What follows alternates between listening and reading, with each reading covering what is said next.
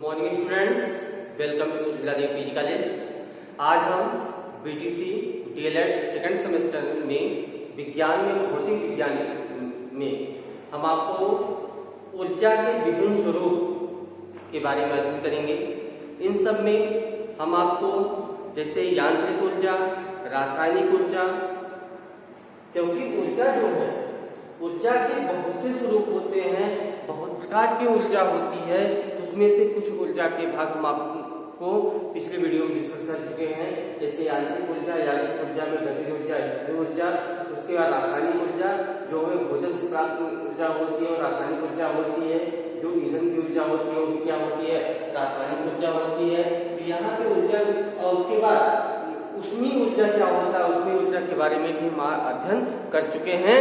तो ऊर्जा के विभिन्न स्वरूप में तो आज हम अध्ययन करेंगे प्रकाशीय ऊर्जा, वैद्युत ऊर्जा, ध्वनि ऊर्जा, इन सब ऊर्जा के बारे में हम अध्ययन करेंगे। तो हेडिंग लगा लीजिए क्या, प्रकाशीय ऊर्जा। प्रकाशीय ऊर्जा जिसको बोलते हैं लाइट एनर्जी, बोलते हैं लाइट एनर्जी कहते हैं, लाइट एनर्जी, और इसको ऑप्टिकल एनर्जी भी कहते हैं, इसको ऑप्टिकल एनर्जी के नाम से भी जानते हैं। ऊर्जा, जहां बात ऊर्जा आती है वहां पे आपकी कार्य करने की क्षमता उत्पन्न हो जाती है, अर्थात कार्य करने की क्षमता को ही हम ऊर्जा कहते हैं। तो ऊर्जा जो होती है विभिन्न प्रकार की होती है, जिसमें कुछ ऊर्जाओं के बारे में पिछले वीडियो में डिस्कस कर चुके हैं। तो आज हम चर्चा करेंगे प्रकाशीय ऊर्जा। तो प्रकाश जो होता है एक प्रकार की ऊर्जा होती है जो हमारे दृष्टि ज्ञान को जागृत करती है, अर्थात प्रकाश के माध्यम से ही हम किसी वस्तु को देख सकते हैं, और प्रकाश से हमें अधिक ऊर्जाएं मिलती हैं। और यहाँ पे कुछ ऐसी वस्तुएं होती हैं जो स्वयं प्रकाशवान होती हैं, जैसे आपका सूर्य जो है वो स्वयं प्रकाशवान है। तो वहाँ पे मेनली सूर्य की ऊर्जा को हम सौर ऊर्जा कहते हैं, या प्रकाशीय ऊर्जा की बात करते हैं। तो प्रकाशीय प्रकार की ऊर्जा होती है जो हमारे दृष्टि ज्ञान को जागृत करती है। कुछ वस्तुएं होती हैं जो स्वयं प्रकाशवान होती हैं, कुछ वस्तुएं होती हैं जो प्रकाशित वस्तुओं के प्रकाश से प्रकाशित होती हैं। प्रकाश के कुछ गुण भी होते हैं, प्रकाश के गुण होते हैं, प्रकाश एक सीधी रेखा में चलता है, प्रकाश जो होता है वैद्युत चुंबकीय तरंगे होती हैं, प्रकाश सीधी रेखा में चलता है, प्रकाश वैद्युत चुंबकीय तरंगे होती है। निर्वात में प्रकाश की चाल, ये भी आपका मोस्ट इंपॉर्टेंट है, इस पॉइंट को आप नोट कर लीजिएगा। निर्वात में प्रकाश की चाल जो होती है वह निर्वात में प्रकाश की चाल, निर्वात में प्रकाश की चाल एक होता है 3×10⁸ मीटर प्रति सेकेंड। निर्वात में प्रकाश की चाल 3×10⁸ मीटर प्रति सेकेंड होती है। इसको आप जरूर नोट कर लीजिएगा क्योंकि मोस्ट है, इंपॉर्टेंट है, ये आपके बहुविकल्प प्रश्न में पूछा भी जा सकता है। तो प्रकाशीय ऊर्जा के बारे में हम अध्ययन कर रहे थे। तो प्रकाशीय ऊर्जा क्या होता है, प्रकाश एक प्रकार की ऊर्जा होती है जो हमारे नेत्रों को जागृत करती है, और अर्थात हमारे दृष्टि ज्ञान को जागृत करती है, जिसकी सहायता से किसी वस्तु को देख सकते हैं। अर्थात कुछ पदार्थ स्वयं प्रकाशवान होते हैं, जैसे सूर्य, इसमें हमारे पृथ्वी का अन्य ग्रह को प्रकाशित करता है। सूर्य जो होता है जैसे पृथ्वी को तथा अन्य ग्रह को भी प्रकाशित करता है। तो अर्थात सूर्य जो होता है स्वयं प्रकाशवान होता है, उससे जो यह क्या है, एक तरीके से ऐसे वस्तुओं को हम प्रदीप्त वस्तुएं कहते हैं। प्रकाश के अंतर्गत 3 प्रकार की वस्तुएं होती हैं, प्रदीप्त वस्तुएं, अदीप्त वस्तुएं, प्रदीप्त वस्तुएं और अदीप्त वस्तुएं। प्रदीप्त मतलब कि ऐसी वस्तुएं जो स्वयं प्रकाशवान हो, ऐसी वस्तुएं जो स्वयं प्रकाशवान हो उसे हम प्रदीप्त वस्तुएं कहते हैं। और ऐसी वस्तुएं जो स्वयं प्रकाशवान न हो बल्कि दूसरे के प्रकाश से प्रकाशित हो, ऐसे वस्तु को हम अदीप्त वस्तुएं वस्तुएं कहते हैं, इसको इंग्लिश कहते हैं ल्यूमिनस बॉडीज, इसको बोलते हैं नॉन ल्यूमिनस बॉडीज, अर्थात प्रदीप्त वस्तुएं और अदीप्त वस्तुएं। यहाँ पे स्वदीप्त, प्रदीप्त को या इसको स्वदीप्त भी कहते हैं या इसको हम स्वदीप्त भी कहते हैं। तो स्वदीप्त के अंतर्गत जो आता है, जैसे आपको हो गया सूर्य, लैंप, बल्ब, इस सब क्या होती है? प्रदीप्त वस्तुएं होती हैं, जिसको हम स्वदीप्त वस्तुओं के नाम से भी जानते हैं। और अभी हमने आपको बताया कि कुछ वस्तुएं जो होती हैं स्वयं प्रकाशमान होती हैं, जिन्हें हम प्रदीप्त वस्तुएं कहते हैं, जबकि कुछ वस्तुएं ऐसी होती हैं कि जो प्रदीप्त वस्तुओं के प्रकाश से प्रकाशित होती हैं, उन्हें हम अदीप्त वस्तुएं कहते हैं। इसमें आपका आ जाएगा पृथ्वी, चंद्रमा, कुर्सी, मेज, ये सब जो है ये अदीप्त वस्तुएं हैं, क्योंकि यह स्वयं प्रकाशमान नहीं है, जबकि प्रदीप्त वस्तुओं के प्रकाश से प्रकाशित होती हैं। और यहाँ पे पृथ्वी जो है, चंद्रमा जो है, कुर्सी जो है, मेघ जो है प्रदीप्त नहीं है, जबकि अदीप्त है। यह प्रदीप्त वस्तुओं के प्रकाश से ही प्रकाशित है। आप छोटी कक्षाओं में पढ़े होंगे कि प्रकाश का गुण जो होता है, प्रकाश एक सीधी रेखा में चलता है। इसका प्रैक्टिकल भी शायद आपने किया होगा या नॉर्मली आप सामान्यतः घर में देखते भी होंगे। अगर नहीं देखे होंगे तो इसको देख करके आप प्रैक्टिकल जरूर करिएगा कि प्रकाश एक सीधी रेखा में चलता है। जैसे मान लीजिए कि यहाँ पे हम एक कैंडल जला लेते हैं, यहाँ पे हम एक कैंडल जला लेते हैं, ये आप क्या है? कैंडल है। तो यह क्या है? प्रदीप्त वस्तु है। तो यहाँ पे हम एक तख्ती का गुटका ले लेते हैं, 3-4 तख्ती का गुटका ले लेते हैं और इस प्रकार से देखते हैं कि इसमें एक हम होल कर देते हैं। इसमें फर्स्ट वाले में ये आपको फर्स्ट, सेकेंड, थर्ड, फोर्थ, इसमें हम क्या कर देते हैं? होल कर देते हैं। तो यहाँ से जो प्रकाश है इससे पास होकर यहाँ पड़ता है। इसमें भी होल कर देते हैं तो यह प्रकाश यहाँ पहुँचता है। अब हम इसमें होल नहीं करेंगे, यहाँ पे लाइट नहीं आएगी। इसका मतलब यह है कि प्रकाश जो है एक सीधी रेखा में चलता है। प्रकाश एक सीधी रेखा में क्या करता है? इसको प्रदर्शित करने के लिए यहाँ पे गत्ते के टुकड़ा ले लेते हैं। तो हम यहाँ पे बोल करके मतलब छिद्र करके देखते हैं कि 2 में हमने क्या किया? छिद्र किया तो प्रकाश आगे गया। उसके बाद से हमने क्या किया? छिद्र नहीं किया तो प्रकाश आगे नहीं जा पाया। इससे निष्कर्ष निकलता है कि प्रकाश जो है एक प्रकार से सीधी रेखा में चलता है। प्रकाश एक प्रकार की ऊर्जा होती है जो हमारे नेत्र को, हमारे दृष्टि ज्ञान को जागृत करता है। अब यहाँ पे आप देख सकते हैं कि उसके बाद वस्तुएं जो होती हैं, ये तो प्रदीप्त वस्तु हो गया और अदीप्त वस्तु की बात हो गई। उसके बाद जैसे कुछ वस्तुएं होती हैं पारदर्शक होती हैं, पारभाषक होती हैं, अपारदर्शक होती हैं। अब पारदर्शक क्या होता है? पारदर्शक, अपारदर्शक, अपारदर्शक और पारभाषक। पारभाषक, पारदर्शक, अपारदर्शक और पारभाषक क्या होता है, इसके बारे में हम चर्चा करेंगे। तो पारदर्शक का होता है ट्रांसपेरेंट। ट्रांसपेरेंट मतलब जिससे आर पार दिखाई दे, ऐसी वस्तुओं को हम पारदर्शक कहते हैं। या कह सकते हैं कि वह वस्तुएं जिसमें से प्रकाश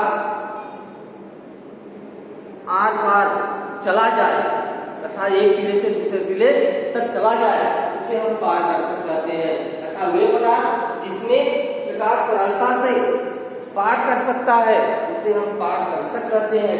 तो जैसे कि आप कांच हो गया, हवा हो गया, पानी हो गया, इसमें जैसे कांच आपका हो गया, हवा हो गया, पानी हो गया, ये सब आपके आते हैं पारदर्शक में। अर्थात वे वस्तुएं जिसमें से प्रकाश आर पार चला जाए उसे हम पारदर्शक कहते हैं। आता है अपारदर्शक। अपारदर्शक जिसमें से प्रकाश आर पार न दिखाई दे, अर्थात वे पदार्थ जिसमें से पदार्थ इस पार से उस पार तक नहीं जा सकता है, उसे हम अपारदर्शक कहते हैं। जैसे आपका लोहा हो गया, लकड़ी हो गया, माइका हो गया, इन सबसे प्रकाश आर पार नहीं जा सकता, तो वह अपारदर्शक होता है। जैसे लकड़ी हो गया, लोहा हो गया, प्लास्टिक हो गया। प्लास्टिक यहाँ पे आप इसको कर दीजिए माइका कर दीजिए, माइका। ये क्या होते हैं? अपारदर्शक होते हैं। इसमें से प्रकाश जो होता है आर पार नहीं जा सकता, या कह सकते हैं कि जिन वस्तुओं से हम आर पार देख नहीं सकते हैं उसे हम अपारदर्शक कहते हैं। जिससे हम आर पार देख सकते हैं वह पारदर्शक होता है। अब पारभाषक क्या होता है? पारदर्शक तो हो गया, अपारदर्शक भी हो गया। अब पारभाषक की बात करते हैं, तो अर्थात वे वस्तुएं जिसमें से हमें आंशिक रूप से दिखाई देता है, अर्थात इस पार से उस पार हम पूरी तरह से अच्छे से नहीं देख सकते हैं, अर्थात आंशिक रूप से देखते हैं, अर्थात धुंधला दिखाई देता है, वह पारभाषक होता है। आप कह सकते हैं वे पदार्थ जिसमें प्रकाश का कुछ भाग पार कर सके और कुछ अवशोषित हो सके, उसे हम पारभाषक कहते हैं। जैसे घिसा हुआ कांच, तेल लगा हुआ कागज, क्या कह सकते हैं? घिसा हुआ कांच, घिसा हुआ कांच, तेल लगा कागज, तेल लगा कागज। तेल लगा कागज और घिसा हुआ कांच से अगर हम देखते हैं तो इस पार से उस पार हमको क्या होता है? धुंधला दिखाई देता है, अर्थात ऐसे वस्तुएं क्या होती हैं? पारभाषक होती हैं। पारदर्शक, पारभाषक और अपारदर्शक, ये एक हो गया आपका प्रकाश की ऊर्जा के अंतर्गत। प्रकाश एक प्रकार की ऐसी ऊर्जा है जो हमारे दृश्य ज्ञान को जागृत करती है। कुछ वस्तुएं प्रदीप्त होती हैं, कुछ अदीप्त होती हैं। जो वस्तुएं स्वयं प्रकाशमान होती हैं वो प्रदीप्त वस्तुएं होती हैं, जो दूसरों के प्रकाश से प्रकाशित होती हैं अदीप्त वस्तुएं कहते हैं। वस्तुएं तीन प्रकार की होती हैं, पारदर्शक, अपारदर्शक और पारभाषक। जिससे हम आर पार देख सकते हैं वे पारदर्शक होती हैं, जिससे आर पार नहीं देख सकते वे अपारदर्शक होती हैं, जिससे हम आंशिक रूप से देख सकते हैं वे पारभाषक होती हैं। तो एग्जाम्पल इसका लिखा हुआ है, इसको आप देख लीजिए। तो नेक्स्ट हम चलते हैं ध्वनि ऊर्जा के साथ, तो इसको आप नोट कर लें। अब हम चर्चा करते हैं ध्वनि ऊर्जा के बारे में। तो ध्वनि ऊर्जा क्या होता है? जैसे कि हम बोल रहे हैं, आप सुन रहे हैं, आप बोल रहे हैं, हम सुन रहे हैं, या आप लोग जब म्यूजिक सुनते हैं तो जो आवाज होती है जो आपके कान को सुनाई देती है वह क्या है? एक प्रकार से ऊर्जा है, वह भी एक प्रकार से ऊर्जा है। ऐसी ऊर्जा को हम ध्वनि ऊर्जा कहते हैं, या सिंपली हम कह सकते हैं कि वस्तुओं के कंपन से उत्पन्न ऊर्जा को ध्वनि ऊर्जा कहते हैं। एक लाइन इसका लिख लीजिए, वस्तुओं के कंपन से, वस्तुओं के कंपन से उत्पन्न ऊर्जा को ध्वनि ऊर्जा कहते हैं, ध्वनि ऊर्जा कहते हैं। अब तो आप समझ गए होंगे कि जैसे कि जब हम किसी वस्तु को पीटते हैं या बाहर से कोई कंपन हमारे, जब कोई ऊर्जा हमारे कान पे पड़ती है, हमारा कान कंपन करता है तो हमको कुछ सुनाई देता है, तो वह ऑलरेडी क्या है? ध्वनि, साउंड है। अर्थात वस्तुओं के कंपन से उत्पन्न ऊर्जा को ध्वनि ऊर्जा कहते हैं। जब कोई ध्वनि कानों की पर्दे पर पड़ता है, जब कोई ध्वनि कानों की पर्दे पर पड़ता है तो कान का पर्दा क्या करता है? कंपन करता है। जब कंपन करता है हमारे कान को वह ध्वनि सुनाई देती है, अर्थात वस्तुओं के कंपन से उत्पन्न ऊर्जा को हमें हम ध्वनि ऊर्जा कहते हैं। जैसे यहाँ पे हारमोनियम मान लीजिए, मंदिर का घंटा मान लीजिए, कोई भी म्यूजिक मान लीजिए, ये सब क्या है, उससे उत्पन्न जो ऊर्जाएं हैं वह ध्वनि ऊर्जा कहलाती है। अब यहाँ पे बात करते हैं कि जैसे कहीं पे अधिक शोर हो रहा है तो इसका जो भी कंपन हमको सुनाई देती है वह कंपन प्रति सेकंड पर निर्भर कर रहा है कि जो की फ्रिक्वेंसी है, कंपन है। तो अलग अलग वादक यंत्रों की आवृत्तियां जो होती हैं, फ्रिक्वेंसी जो होती है, कंपन जो होती है वह अलग अलग होती है। यहाँ नोट लिख दीजिए, भिन्न भिन्न भिन्न भिन्न वादक यंत्रों की आवृत्ति भिन्न भिन्न भिन्न भिन्न होती है। जैसे आप बोल रहे हैं तो आपकी बोलने की आवृत्ति कुछ दूसरी होगी, हारमोनियम बज रहा है इसकी आवृत्ति दूसरी होगी, गाड़ी की आवाज सुनाई दे रही है इसकी आवृत्ति दूसरी होगी। तो यहाँ पे कि ध्वनि यह कह सकते हैं, ध्वनि एक प्रकार का कंपन या विक्षोभ है जो किसी ठोस द्रव या गैस से होकर संचालित होती है, किंतु मुख्य रूप से उन कंपनों को ही ध्वनि कहते हैं जो मानव के कान द्वारा सुनाई देता है।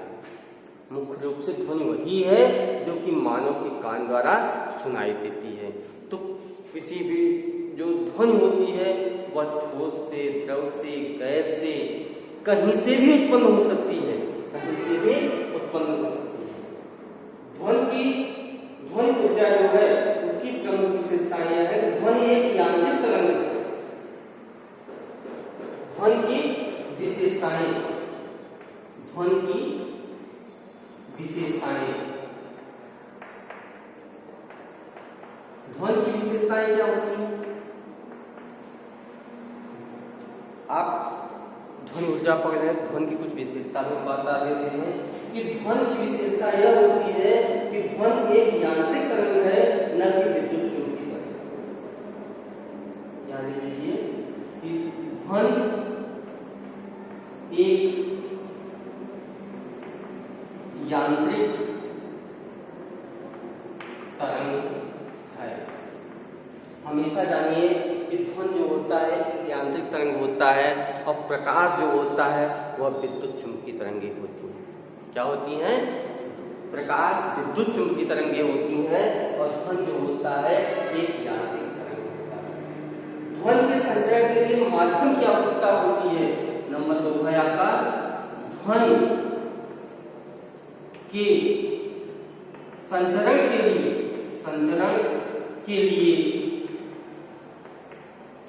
माध्यम की आवश्यकता होती है। माध्यम की आवश्यकता होती है। किसी भी ध्वनि को चलने के लिए हमें माध्यम की आवश्यकता होती है, या कह सकते हैं यांत्रिक तरंगों को चलने के लिए हमें ध्वनि की आवश्यकता, मतलब कि माध्यम की आवश्यकता होती है। बिना माध्यम ध्वनि नहीं चल सकता है। ठीक है, तो आप देख सकते हैं ध्वनि एक यांत्रिक तरंग है, ध्वनि के संचरण के लिए माध्यम की आवश्यकता होती है।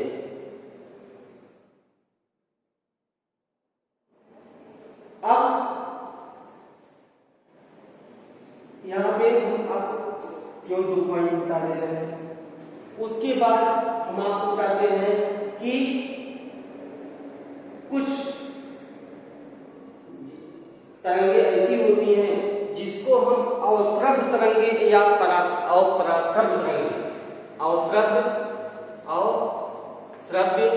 ध्वनि और पराश्रव्य ध्वनि, इसका नाम आपने सुना भी होगा। अवश्रव्य ध्वनि और पराश्रव्य ध्वनि अर्थात सिंपल सी बात है कि जब कोई वस्तु कंपन करता है तो उससे जो भी ऊर्जा निकलती है वह ध्वनि ऊर्जा होती है। अब ध्वनि एक की आवश्यकता होती है, अश्रव्य ध्वनि और पराश्रव्य। इसको कह सकते हैं 20 हर्ट्ज से नीचे, 20 हर्ट्ज से नीचे की जो ध्वनि होती है उसको हम अश्रव्य ध्वनि कहते हैं। अर्थात 20 हर्ट्ज से नीचे की आवृत्ति की जो ध्वनि है उसे हम ध्वनि तरंगों को अश्रव्य तरंगे कहते हैं। और 20,000 हर्ट्ज से ऊपर और 20,000 हर्ट्ज से ऊपर की तरंगे जो होती है उसे हम पराश्रव्य ध्वनि या पराश्रव्य तरंगे कहते हैं। अब 20 हर्ट्ज टू 20 से लेकर 20,000 हर्ट्ज के बीच की जो फ्रीक्वेंसी होती है, 20 हर्ट्ज से 20,000 हर्ट्ज, यहां देख लीजिए 20 हर्ट्ज से लेकर के 20,000 हर्ट्ज की जो बीच की फ्रीक्वेंसी होती है वही क्या होता है, वही इसको हम श्रव्य तरंगे कहते हैं। इसको हम श्रव्य 20,000 नहीं होता जी,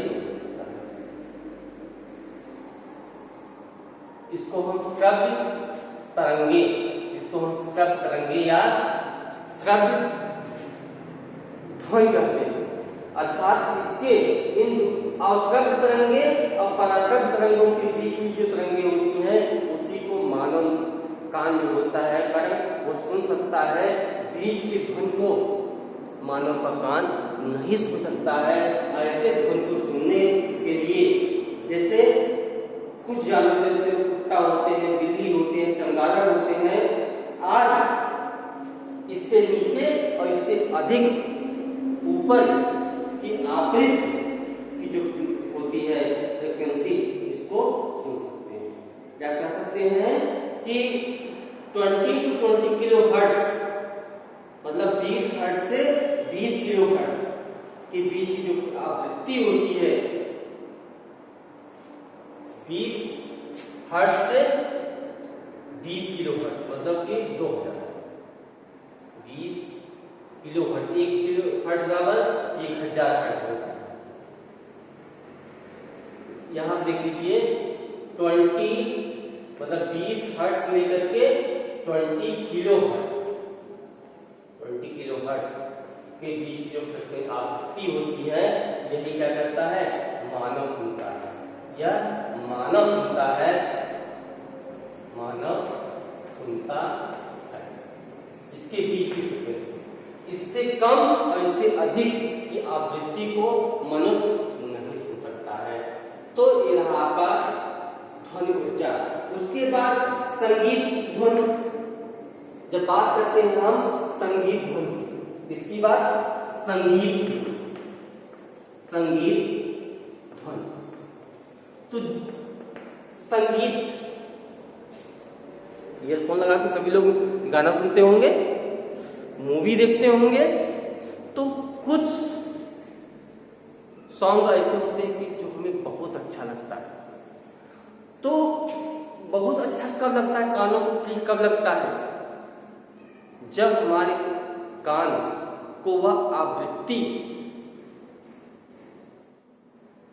मनमोहक बनाती है। अर्थात कह सकते हैं कि कानों को अच्छा लगता है तो वह धुन हमें भी अच्छा लगता है।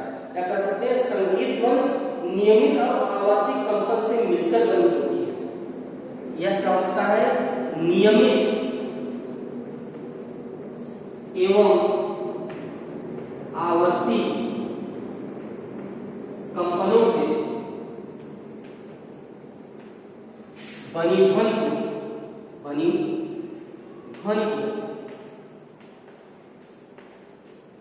संगीत ध्वनि कहते हैं। संगीत ध्वनि अर्थात ऐसी ध्वनि जो नियमित हो और आवर्ती, मतलब कि कंटिन्यू हो और पीरियडिक हो, ऐसे ध्वनि को हम संगीत ध्वनि कहते हैं। अर्थात संगीत जो होता है हमेशा हमारे कानों को मधुर लगता है। जैसे हारमोनियम का बजना, हारमोनियम का बजना भी हमारे कानों को प्रिय लगता है, पियानो का बजना ये भी हमारे कानों को प्रिय लगता है। तो संगीत ध्वनि क्या होता है? नियमित एवं आवर्ती ध्वनि को हम संगीत ध्वनि के नाम से भी जानते हैं, जिसको भी आप नोट कर लीजिएगा। एक पॉइंट आप नोट कर लें, अर्थात एक पूरा पॉइंट आपको नोट करना है। तो ध्वनि संगीत ध्वनि क्या होता है? नियमित एवं आवर्ती कंपनों से बनी ध्वनि को हम संगीत ध्वनि कहते हैं। तो संगीत की ध्वनि एक दूसरे से निम्नलिखित विशेषताओं के कारण पहचानी जाती है। तो इसमें क्या विशेषताएं होती हैं? संगीत ध्वनि की क्या विशेषताएं होती हैं जिसके कारण यह पहचाना जाता है यह कौन सी ध्वनि है? संगीत ध्वनि है। अब यहाँ पे देखिए सर, अब हम आपको चर्चा कर रहे थे संगीत ध्वनि के बारे में। तो संगीत ध्वनि के बारे में हमने आपको बताया संगीत ध्वनि। तो संगीत ध्वनि क्या होता है? नियमित और आवर्ती कंपन से मिलकर बनी होती है। संगीत ध्वनि नियमित एवं आवर्ती कंपन से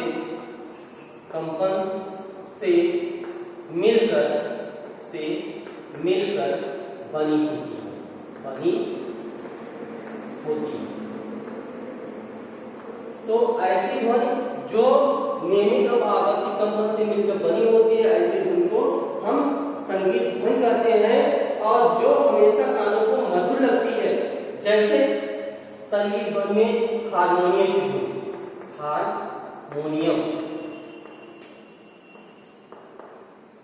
पियानो, इन सब की धुन क्या होती है? इसको हम संगीत ध्वनि के नाम से भी जानते हैं। और संगीत की धुन एक दूसरे से निम्नलिखित विशेषताओं के कारण पहचानी जाती है। तीव्रता, पिच तथा गुण। अब तीव्रता क्या होती है, पिच क्या होता है, गुण क्या होता है? फर्स्ट हम आते हैं बात तीव्रता की करते हैं। तो तीव्रता ध्वनि की यह विशेषता है जो कानों पर कितनी ध्वनि आ रही है वो प्रदर्शित करता है। या कह सकते हैं इकाई क्षेत्रफल पर लंबवत प्रति सेकंड पर पड़ने वाली ऊर्जा के द्वारा इसे नापते हैं। यह आयाम के वर्ग के समानुपाती होती है। अर्थात तीव्रता जो होती है यह ध्वनि की यह विशेषता होती है, ध्वनि की यह विशेषता है, ध्वनि की यह विशेषता है। कौन सी विशेषता है? कि मतलब कि ध्वनि की यह विशेषता है कि कोई भी जो ध्वनि आ रही है, विशेषता है कि कानों पर कितनी ध्वनि आ रही है, अर्थात कितनी तीव्रता की, कितनी इंटेंसिटी की जो साउंड है वो हमारे कानों पर पड़ रही है। तो यह हमेशा क्या होता है कि आयाम के वर्ग के समानुपाती होता है। यह आयाम के वर्ग के समानुपाती होता है, समानुपाती होता है। यह आयाम के वर्ग के समानुपाती होता है। अब आयाम क्या होता है? ध्वनि तरंगों की तीव्रता आयाम वर्ग के समानुपाती होता है। स्रोत की दूरी ध्वनि की तीव्रता से दूरी के वर्ग के समानुपाती होता है। घनत्व यह माध्यम के घनत्व के समानुपाती होता है। और माध्यम की गति यह ध्वनि और माध्यम की एक ही दिशा में गति हो तो ध्वनि की तीव्रता बढ़ जाती है, अन्यथा घट जाती है। तो तीव्रता जो है यह निर्धारित करता है, किसी भी ध्वनि की तीव्रता यह निर्धारित करता है कि हमारे कानों पर तो ध्वनि जो है वो कितनी आ रही है, कितनी ध्वनि पहुंच रही है। अब पिच, नंबर दो हम पिच की बात करते हैं। यह ध्वनि की विशेषता है जिसके द्वारा ध्वनि की तीव्रता अथवा भारीपन को पहचाना जाता है। पिच, इसके द्वारा ध्वनि की तीव्रता अथवा भारीपन को पहचाना जाता है,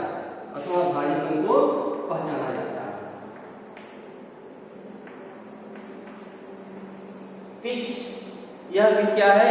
यह ध्वनि की एक विशेषता है जिसके द्वारा हम ध्वनि की तीव्रता अथवा भारीपन को हम पहचानते हैं, जिसे हम पिच कहते हैं।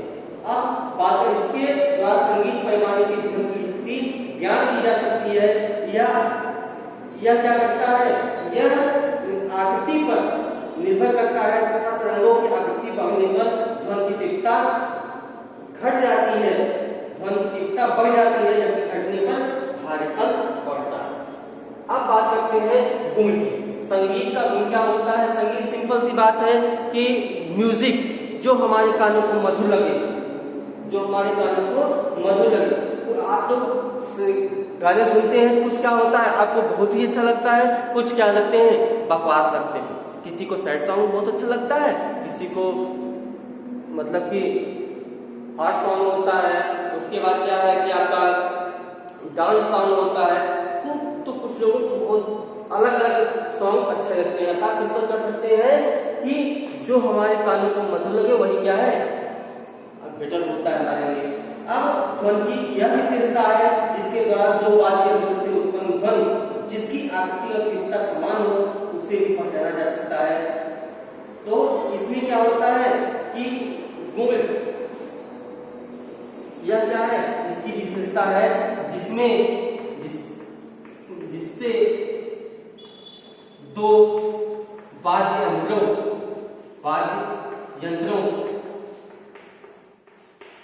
के ध्वनि को पहचान सके। तो वाद्य यंत्रों के ध्वनि को हम पहचान सके, तो तीव्रता और आकृति समान हो उसे पहचाना जा सके। तो इसमें क्या है कि जैसे हारमोनियम बज रहा है, पियानो बज रहा है, तो दोनों के ध्वनि को हम इस प्रकार से पहचान सकते हैं। यह इसके अंतर्गत आता है। अब बात करते हैं प्रतिध्वनि,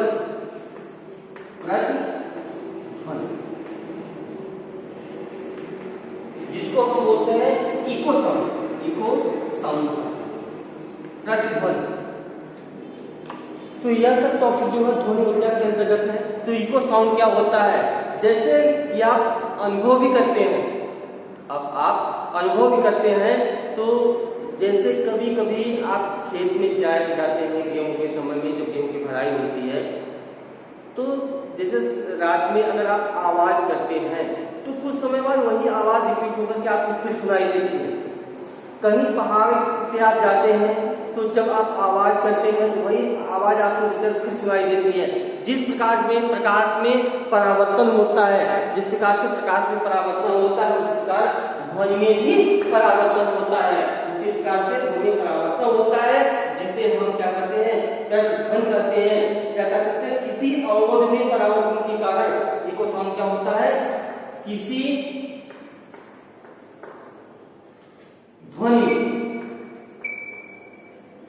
परावर्तन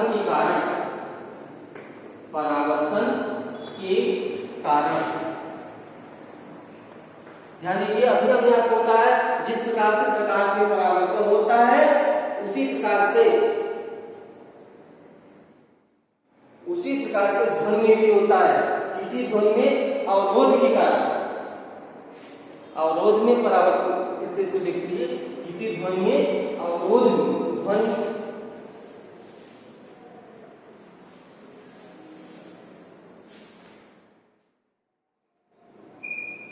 किसी ध्वनि के अवरोध में परावर्तन के कारण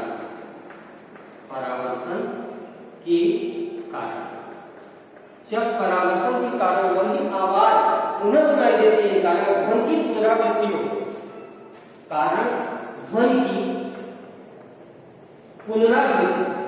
पुनरावृत्ति हो तो उसे प्रतिध्वनि करते हैं, उसे प्रतिध्वनि करते हैं।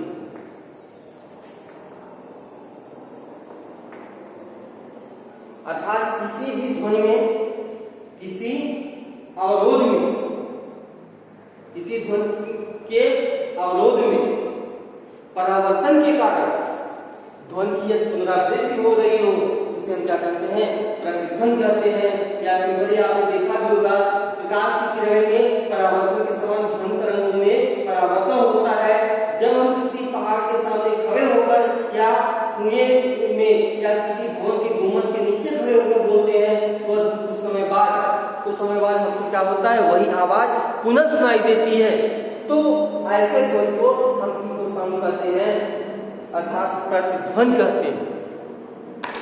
ऐसी आवाज को हम प्रतिध्वनि कहते हैं। तो अब आप समझ गए होंगे, आपका जो टॉपिक है अभी आपको हुआ प्रकाशीय ऊर्जा, ध्वनि ऊर्जा। तो हमें आशा करते हैं आपको प्रकाशीय ऊर्जा, ध्वनि ऊर्जा बहुत अच्छा समझ में आया होगा। ये आपको ऊर्जा के स्रोत के अंतर्गत आते हैं। किसी भी कार्य करने की क्षमता को हम ऊर्जा कहते हैं।